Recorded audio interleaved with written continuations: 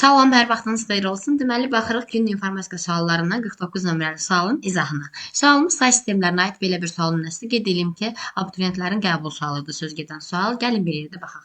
Deməli, birinci nə deyir? Aşağıdakı addımlar icra edilərsə, nəticə nə olar? Addımlarımız hansılardır? Birinci, 64-ün kubu onluq ədədini yazın. Yazdıq.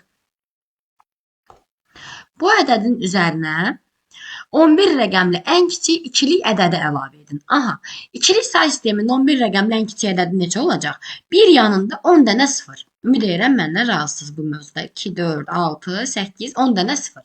Bu, ikilik say sisteminin ən kiçik 11 rəqəmli ədədi olacaq. Bilirdik ki, ikilik say sistemi sıfırlardan və birlərdən təşkil olunur.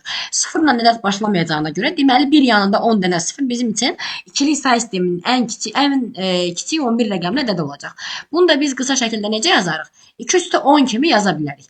Bir yanında deməli 10 dənə 0 olacaq.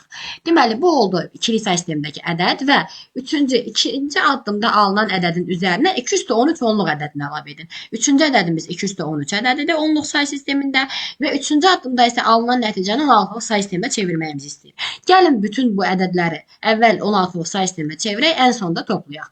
Deməli birinci ədədi 16-lığa gətirmək üçün nə edirəm? Əvvəlcə 64-ü yazaram 2 üstü 6 kimi.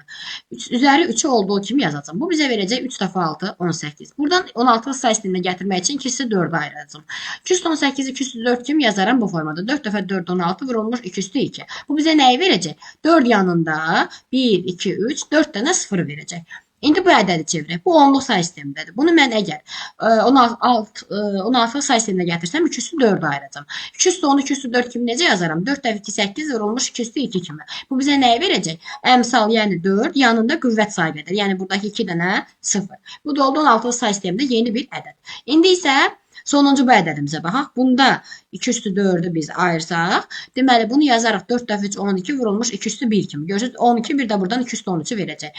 Əmsal bizdə 2'dir, 2 üstü 1'dir. Yanında da qüvvət sayı qədər, yəni 3 dənə 0. Sonda bu 3 ədədi toplayırıq. Deməli 4 yanında 4 dənə 0 yuxarıki ədəd üzərinə gəlmiş. 2 dənə 0. 4 və üzərinə gəlinmiş 3 dənə 0, 2. Belə bir ədəd alırıq, yazırıq 4, 2, 4, 2 dənə 0.